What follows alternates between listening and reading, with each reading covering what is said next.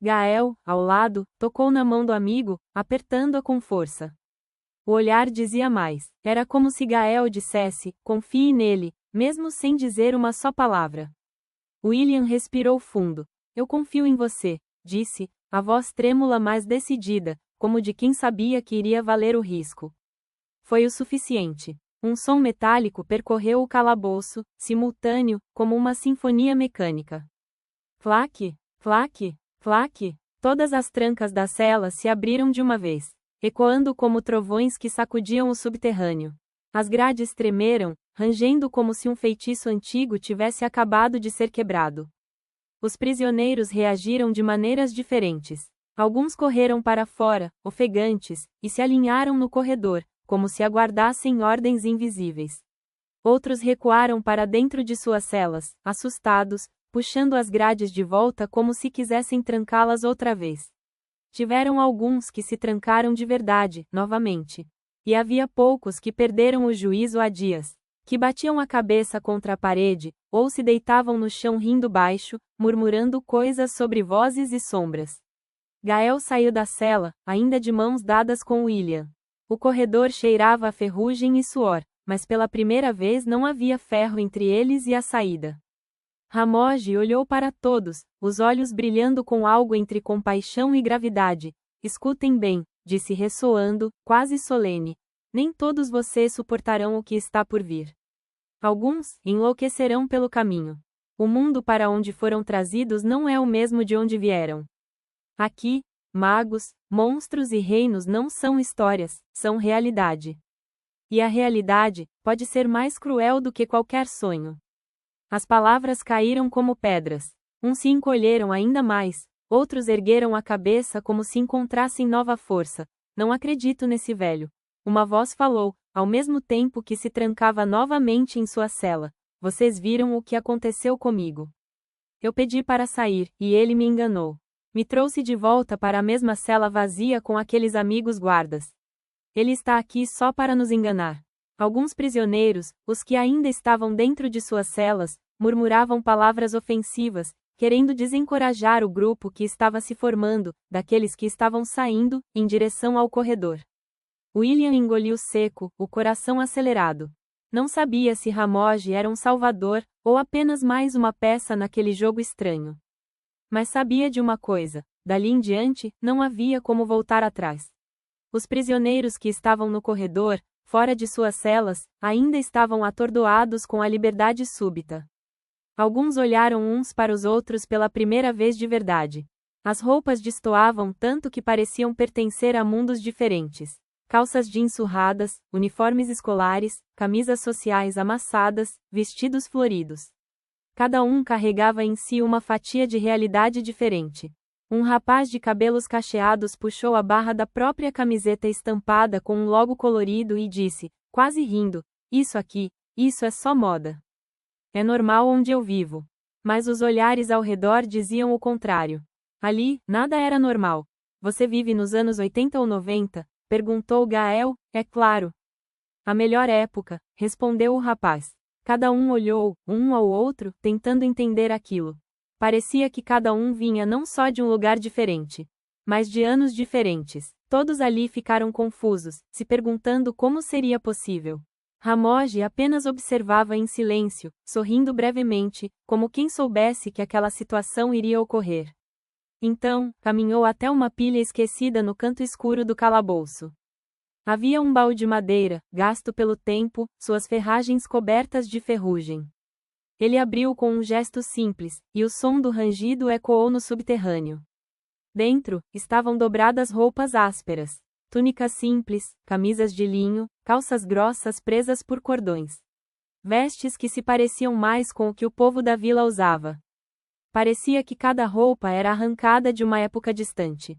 Se querem sobreviver lá fora, disse o mago, com voz baixa, mas firme, vão precisar parecer com o povo desta terra. Usem isso. E rápido. Gael foi o primeiro a se mover. Pegou uma camisa marrom de tecido grosso e jogou para William. O resto do grupo se apressou, vestindo as roupas sobre as próprias ou trocando ali mesmo, em silêncio nervoso. Aos poucos, o corredor se encheu de figuras disfarçadas, mas ainda reconhecíveis pelo olhar assustado. Pronto? Perguntou Gael, ajustando o cordão da túnica. Tô bonitão? Perguntou, fazendo graça para as pessoas que ainda estavam trocando suas roupas. Ao olhar uma mulher, tentando se esconder para se vestir, rapidamente Gael se virou novamente, desta vez em direção contrária, para a frente, e como sinal de desculpa fez gesto com a mão. Não estamos brincando, exclamou Ramogi. O tom não deixava espaço para dúvidas. Podemos sair? Perguntou Gael, olhando fixamente para Ramogi, que acenou com a cabeça. Gael subiu os degraus úmidos que levavam até a porta pesada do calabouço. Colocou a mão na maçaneta de ferro, respirou fundo e a girou. A madeira rangeu como um trovão abafado. E então, pela primeira vez em algum tempo, os prisioneiros viram a lua. A luz prateada invadiu seus rostos. Alguns se encolheram, como se fosse forte demais. Outros ergueram o rosto, respirando o ar fresco, como se fosse a primeira respiração verdadeira em muito tempo. William, logo atrás de Gael, sentiu o vento frio tocar seu rosto. Sentiu o seu coração bater mais rápido. Estava vivo, estava calmo. Olhou para trás, à procura de Ramogi. Mas o velho não estava lá. O vazio no corredor parecia engolir sua presença. Ele sumiu? Murmurou alguém, a voz baixa e desconfiada. William virou novamente para a frente, confuso. E lá estava Ramogi, de pé, firme, já segurando uma tocha cuja chama tremulava ao vento. Como se tivesse dado a volta e ficou esperando por eles. A luz dourada iluminava seu rosto marcado, projetando sombras estranhas nos olhos. Por aqui, disse, erguendo a tocha, me sigam. E não se distraiam. Eles perceberam então que o caminho rente ao muro do castelo não seria fácil. Guardas caminhavam em patrulha, lanças refletindo o luar, e a cada passo havia o risco de serem descobertos. Mas não havia escolha. No grupo, atrás de Ramogi, haviam 4 homens e 2 mulheres, em fila. Contando com William e Gael. Ramogi avançava em silêncio, liderando-os com uma chama de uma tocha, os guiando pela noite. O corredor estreito exalava o cheiro de pedra molhada e ferro oxidado. Cada passo ecoava abafado, como se as próprias paredes quisessem engolir o som e silenciar a fuga.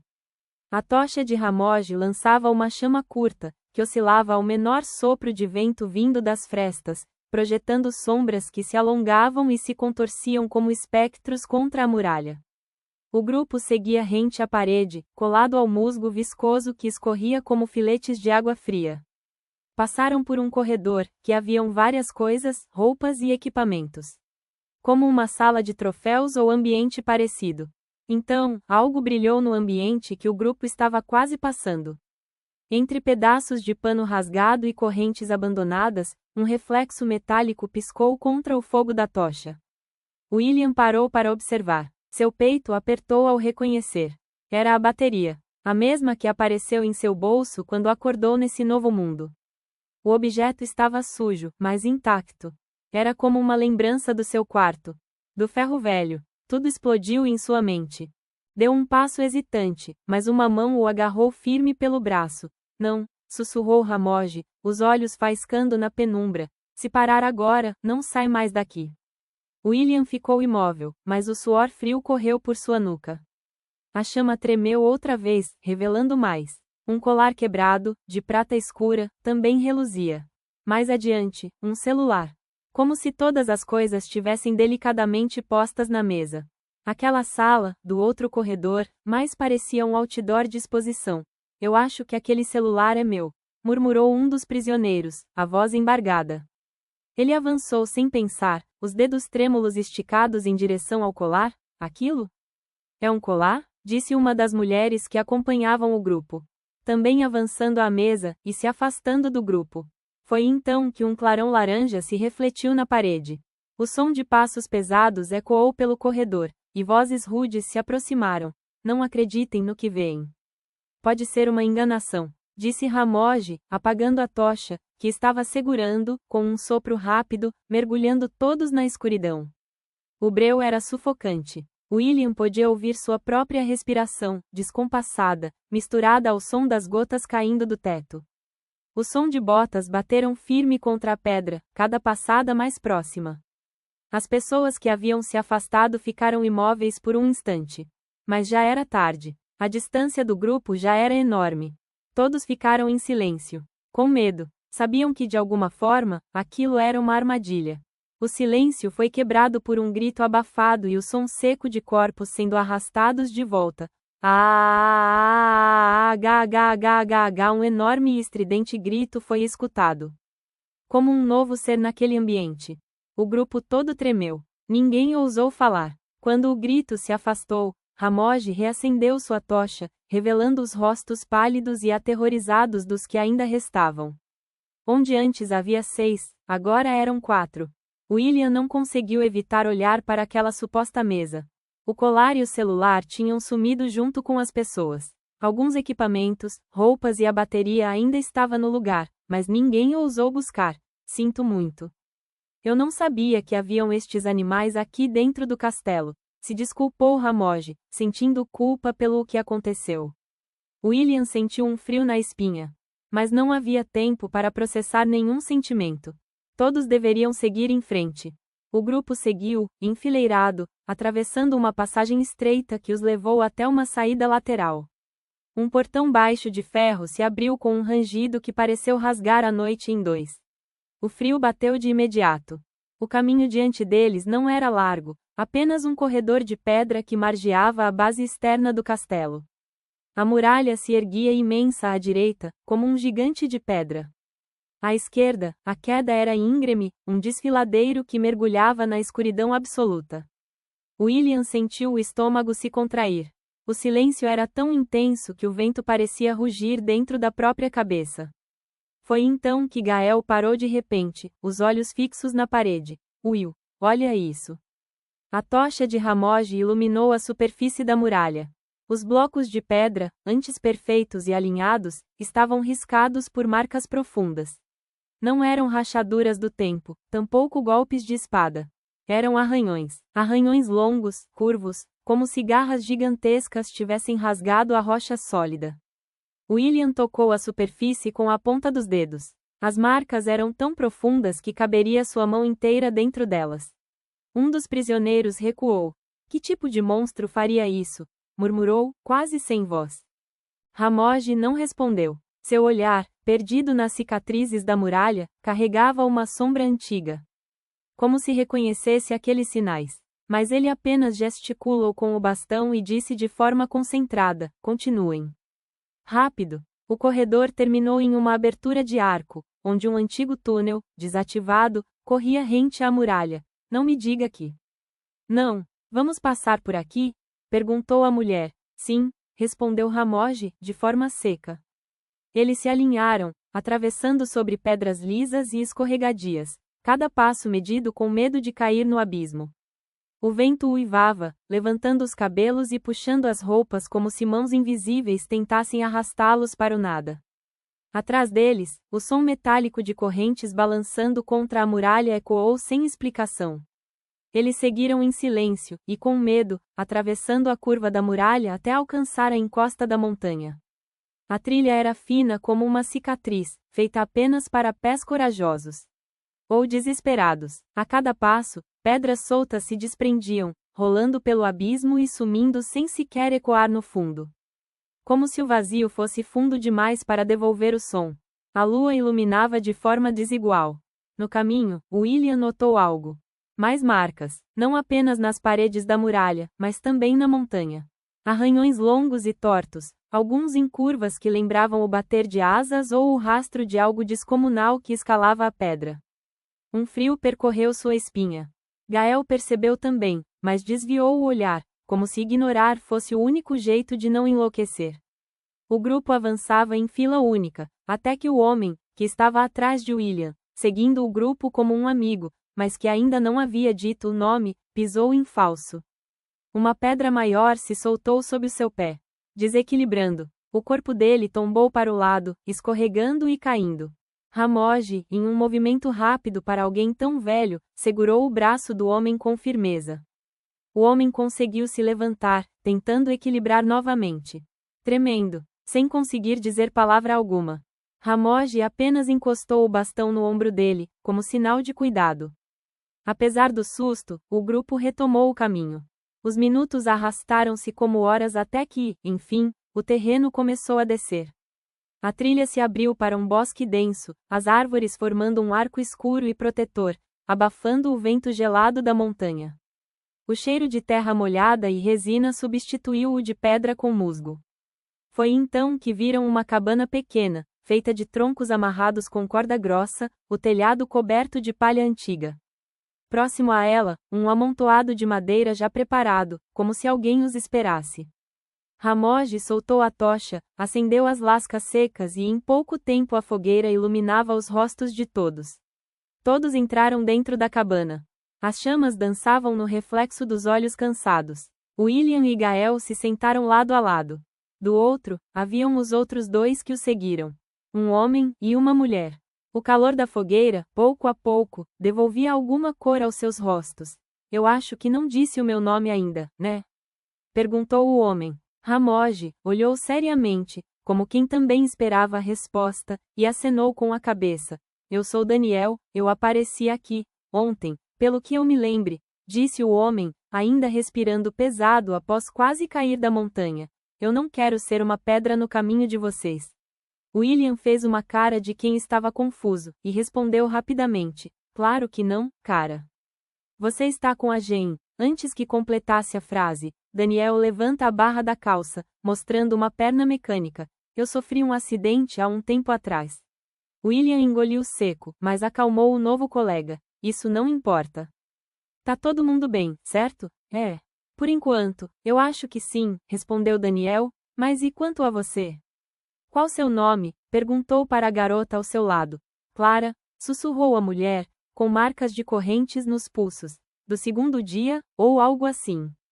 Ramogi observava em silêncio, o fogo refletindo nas rugas de seu rosto, como se cada chama desenhasse segredos antigos. Gael apertou o ombro de William e falou baixo.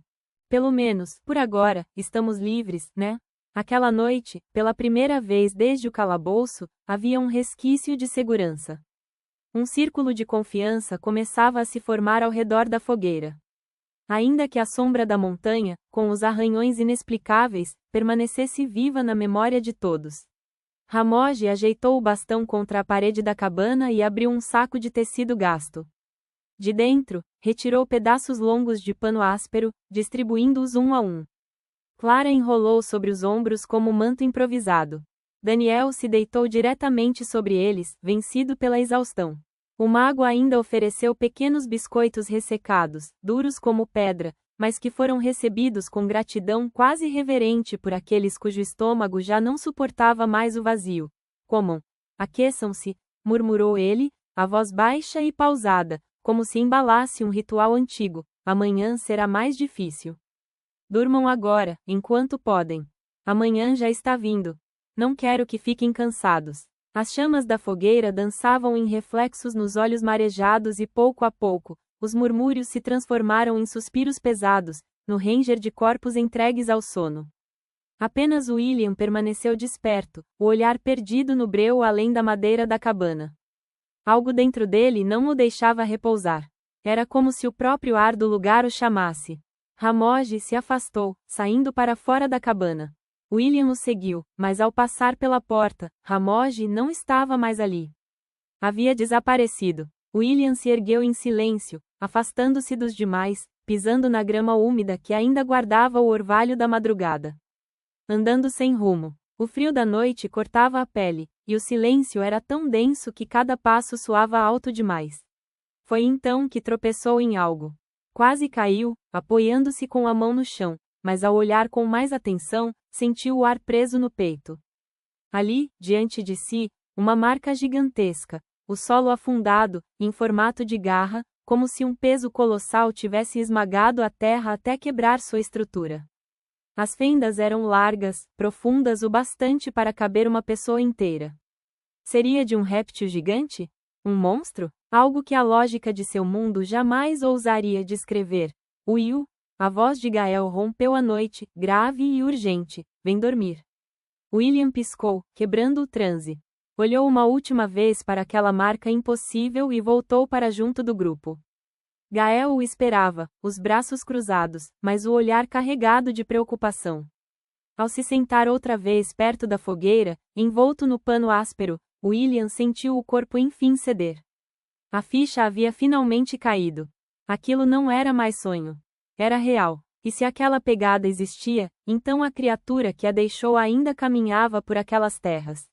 No interior da cabana, o calor da fogueira lutava contra o frio da madrugada. Lá fora, porém, o mundo guardava segredos grandes demais, e monstros cujas sombras e marcas já os descreviam.